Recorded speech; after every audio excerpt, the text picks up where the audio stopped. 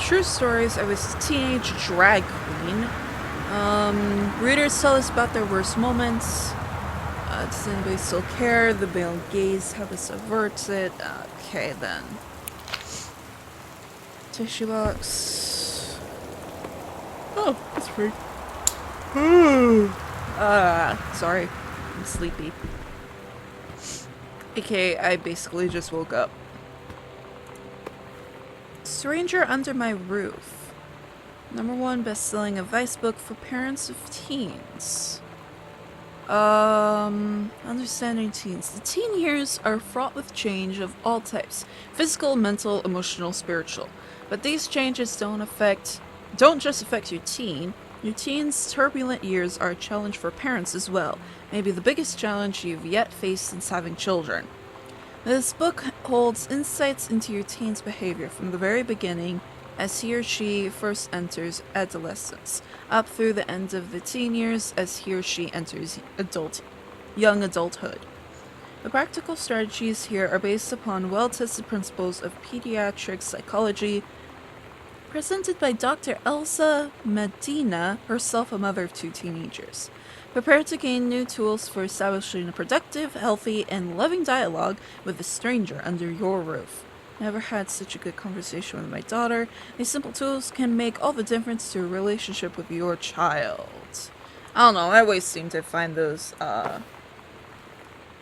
advice books never working. November 1st, 1994. Dear Terrence, David asked me to write you regarding the reviews you've been submitting the last few months. Frankly, they're becoming more trouble than they're worth from an editing standpoint. There's a word limit. It's your job to stay under it, not mine to cut back to it. Even though it's becoming harder and harder to weed out the tanglants and non-sequiturs from the usable copy without heavy rewrites. The readers of Home Theater Afiancho want to hear about the quality and value of the hardware, not ruminations of your childhood. If it were up to me, I couldn't be writing this letter. I'd just be cutting you loose. There's tons of guys half your age who would take half your rate to write stuff I could actually use. But David's known you for a long time, and he's the boss, so I'm giving you one more shot on his say-so. You should write him a nice note thanking him for his patience and generosity. Look through your old stuff and start submitting reviews like that again, and then everybody will be happy. Brent Kurtwood, reviews editor, Home Theater Afiancho magazine. Okay. So 0451. 0451. I'm actually gonna try and remember that and see if there's nothing else here. 0451.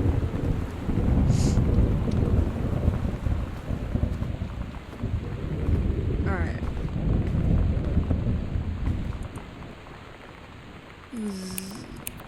0 4 5 1. Yeah. Dear Mr. Mason, please find enclosed your original document and a typed copy for your records. This notarized copy has been filled at our offices. Thank you for entrusting our firm with this important matter. Sincerely, Jeffrey Wise, Hublick and Wise, attorneys at law. Oscar Mason, processing full competence of mind and memory. Last will and testament. Following shall hold true upon my passing. I declare that I am a lifelong resident of Boone Country, that I am unmarried and have no children. I declare that I have no outstanding debts to my name, to any creditors living or dead. Hereby bequeath every item of value of which I may die possessed, including the dwelling and surrounding acres located at Arbor Hill, as well as any and all personal property and moneyed accounts, to my nephew, Terrence L. Greenbrier, Jr., of Ellis Country. In the events that said Terrence L. Greenbrier, Jr. should predecease me, then in which such events the bequeathed to him shall fall, and the same is bequeathed to his children, as ordered by age and competence as stewards of the estate. I subscribe my name to this will this 13th 13th day of August, 1973. Signed, Oscar Mason. And everything that... Okay. So that was a will. But why? Why leave it in there? Okay. There's nothing here. And there's nothing here. Okay. Okay, that was weird. Crumpled pages. John Russell opened his eyes and saw them, the stars, twinkling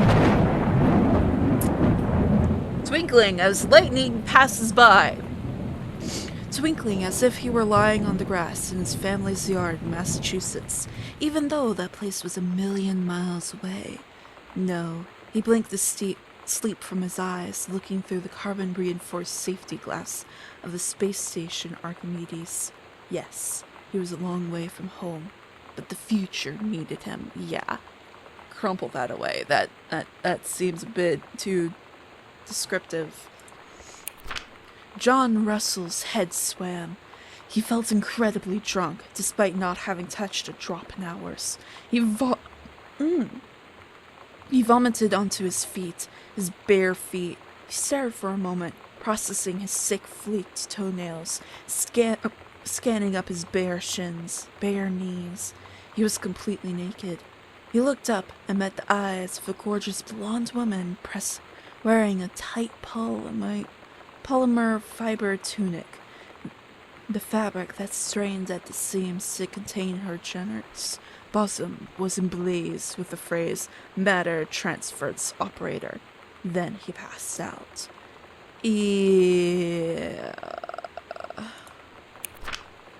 John Russell had crossed the gap in time. Only messages had passed before, but now, and man, they needed him now more than ever.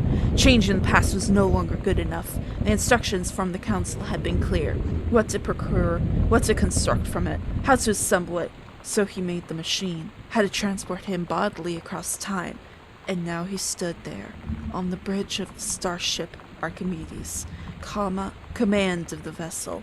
It was only he who had saved the president's life twice before. There's a lot of typos here. I cannot easily read them. Helm the naive crew to their destiny. The fate of the galaxy rests in their hands, or something like that. I don't know.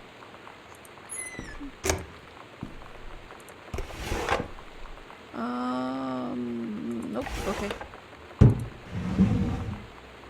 Nothing. For a reminder. Oh.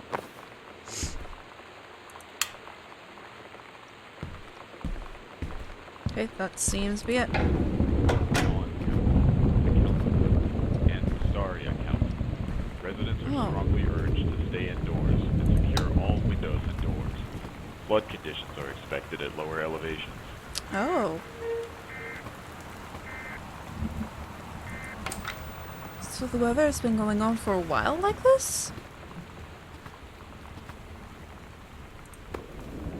All the matches are gone. Great.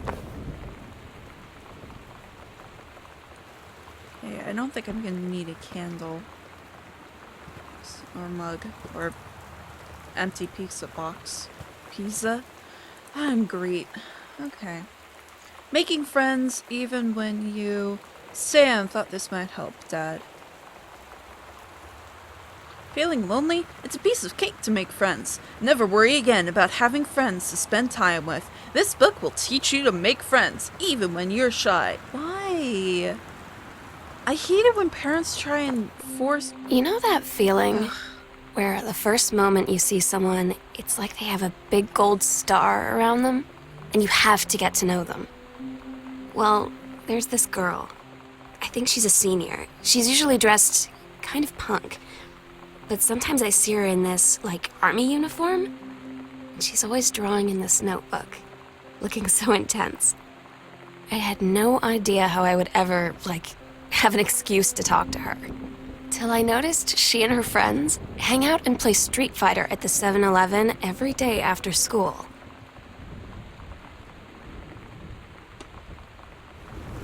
Okay. I really, okay, back to what I was saying. I really hate it when parents try and force friends onto their child.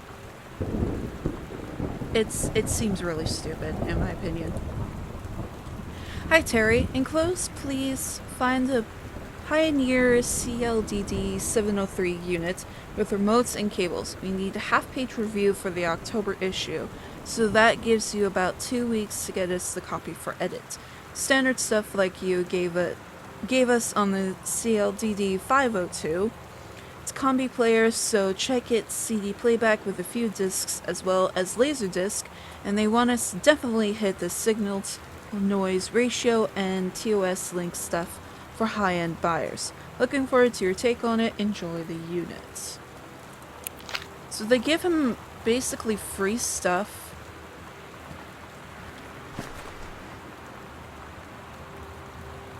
What's this?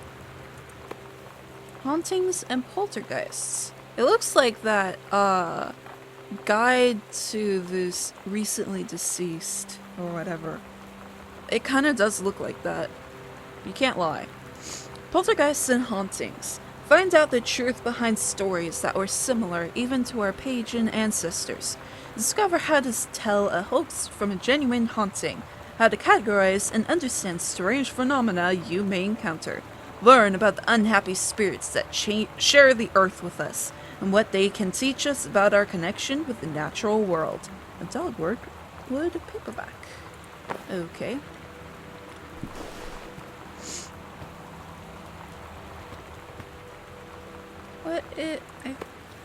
Or is that just, what is that? Ticket. Coliseum, the showplace of Oregon. I thought they were in Oregon. And it was for Pulp Fiction. Oh! Even better game. 12 out of 10. Best game ever. Nice. I really like this game now. Read letter. Terry! Hey man, how have you been? I know you're a published author and everything now, but my editor at Hi-Fi Affianto has too much review work to go around, and he's looking for another freelancer. Naturally, I thought of you. You were saying in your past letter how much of a pain it's been trying to find a publisher for your latest work of literature, and writing stereo reviews is dead silent. Simple. Sit at home with a glass of scotch, listen to some records, and write up how it sounds, and then get paid. I've included some issues of the mag to use as examples. If you're interested, send some samples to my editor and tell him your old college chum, Mike, sent you. Here's the address. Do it, Mike. Okay. He's had that for a long time then. It's that book Dad wrote. The Accidental Savior. November 21st, 1963. John Russell knows that the president's life hangs in the balance. But who would believe him? Not just another James Bond, a high-class political thriller.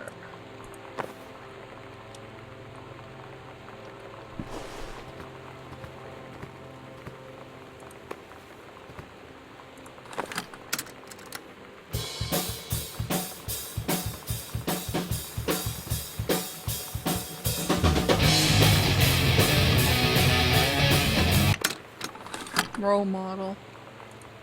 I mean, it sounds good, but I do not guarantee that it's not copyrighted. Read story. The Heaven at the Edge of the World. Samantha Greenbrier, Grade 2. Story, The Turtle People, Part 1. Captain Allegra looked off at the ocean. It went on forever, or so it seemed. Someday she would find the edge and get to the paradise there. Then she heard a cannon fire. Boom! It was the black pirate. You're a little late on that boom there, Lightning. Thank you. It was the black pirate ship. She yelled. I thought we lost them at Horse Island, the first mate said. Looks like you thought too soon. The black ship came up along the side. Captain Black himself came out on the deck of the black ship. He yelled to Captain Allegra, You're never gonna find the edge. There ain't no paradise and your father will lie.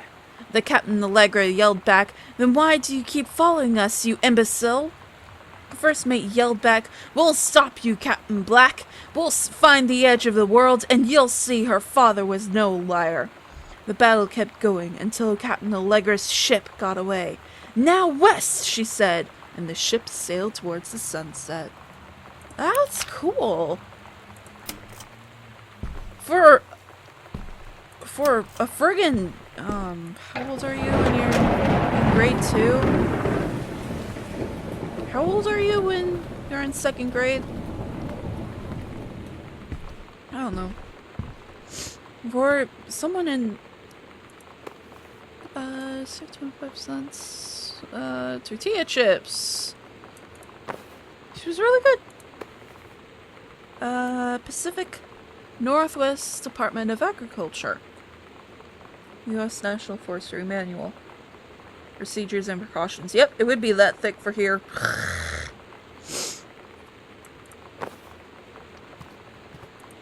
Alright, what's in here? This place is huge. This is like a mansion.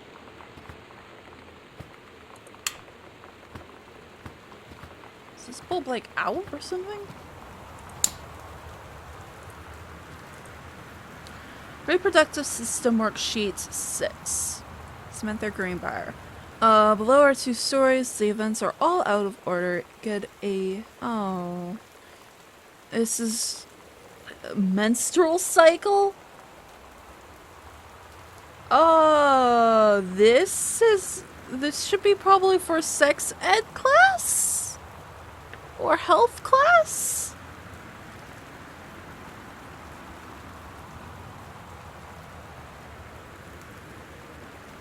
Life of a sperm cell. That's lovely. The menstrual cycle, a novella. See me. Crap textbook. World history. Okay, this must be like the studying corner. Yep, this is totally a studying corner. I don't want to do it just in case of copyright stuff. Hey, you never know. I don't want to be taken down this early.